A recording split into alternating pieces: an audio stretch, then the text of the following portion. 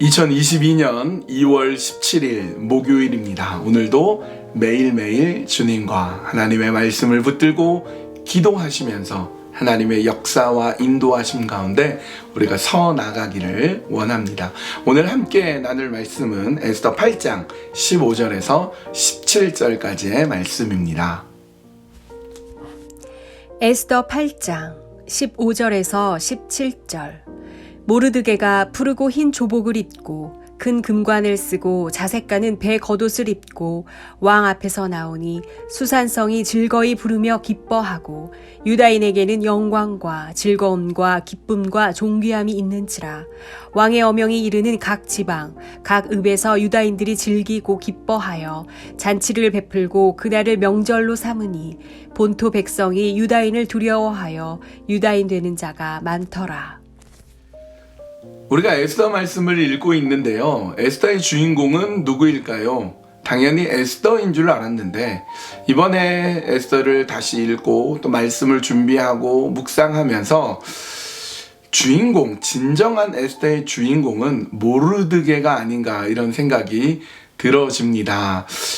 모르드게가 굉장히 매력적입니다. 모르드게가 되게 멋진 모르드게라는 것을 알게 됩니다.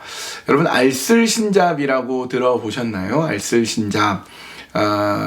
알고 보면 쓸데없는 신비한 박사전이라는 이 긴 제목을 줄여서 이렇게 여행을 가서 그곳에서 여러 가지 잡다한 잡담을 나누는데 그 내용이 참 재미가 있죠. 그래서 아주 유명한 분들이 나오는데 저는 그 중에서 김영하라는 소설가가 이야기하는 내용을 참 좋아합니다. 한 번은 그 에피소드 중에 이순신 장군이 있는 지역에 가서 이야기를 나누는데요. 왜 이렇게 이순신 장군이 한국 사람들에게 매력을 끌까에 대해서 이 김영하는 이렇게 분석을 합니다.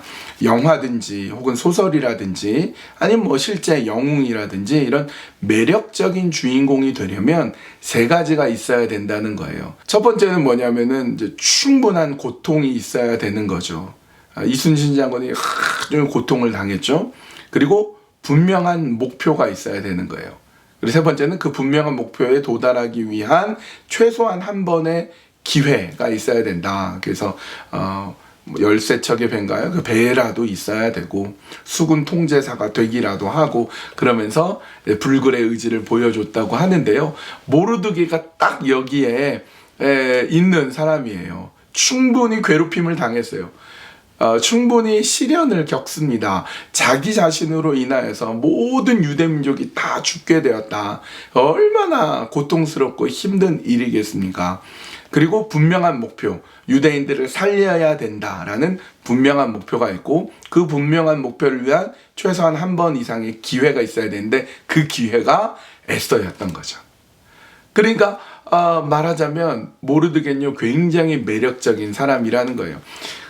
굉장한 고통과 시련을 겪었지만 분명한 목표를 가지고 그리고 그에게 주어진 기회, 에스더라는 기회를 활용하여서 그 목표를 이루어가는 되게 훌륭한 인물이라는 것을 알게 됩니다. 그러니까 소설이나 영화로 그려져도 모르드게는 참 멋진 인물이라는 것을 알게 됩니다.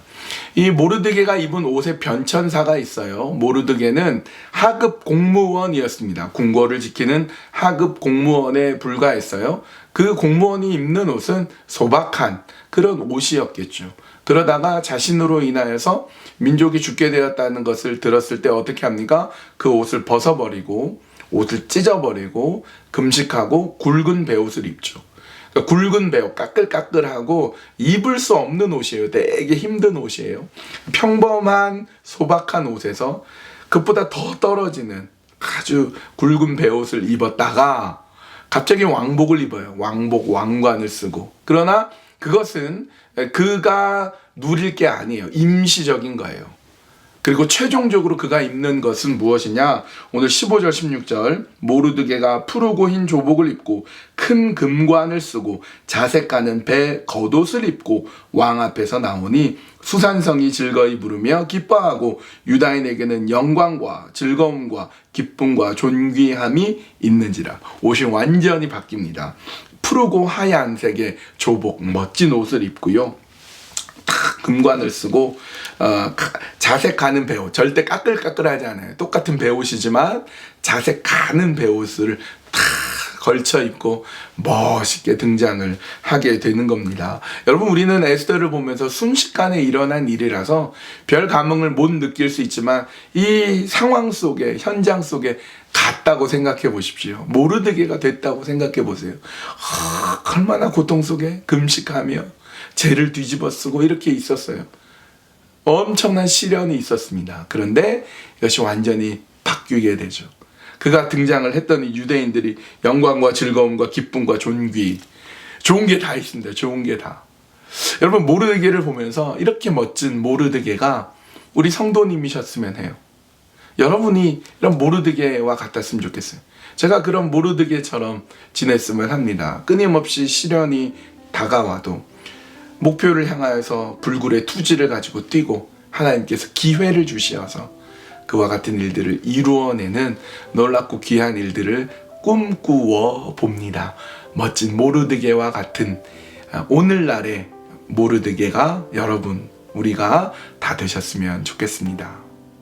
이 시간 기도할 때에 우리 모르드게를 생각해 봅니다. 모르드게가 가장 중요한 것은 적들 앞에서 무릎 꿇지 않았죠. 우상 앞에서 무릎 꿇지 않았습니다. 그렇게 불굴의 신앙으로 서 있던 것처럼 하나님, 나도 내가 적들에게 무릎 꿇지 않겠습니다. 온갖 시련이 와도 끝까지 견디어 내겠습니다. 모르드게와 같은 투철한 신앙을 주시옵소서. 그렇게 기도하고요. 오늘은 야고보 공동체 서정진 장로님 수고해 주시는데요. 조이 비파와 수금 공동체입니다. 조이 박정섭 집사님, 비파와 수금 정혜옥 집사님 수고해 주시는데요. 보고 계신가요? 예, 우리 조이와 비파와 수금 두 목장을 위해서 함께 기도하시겠습니다.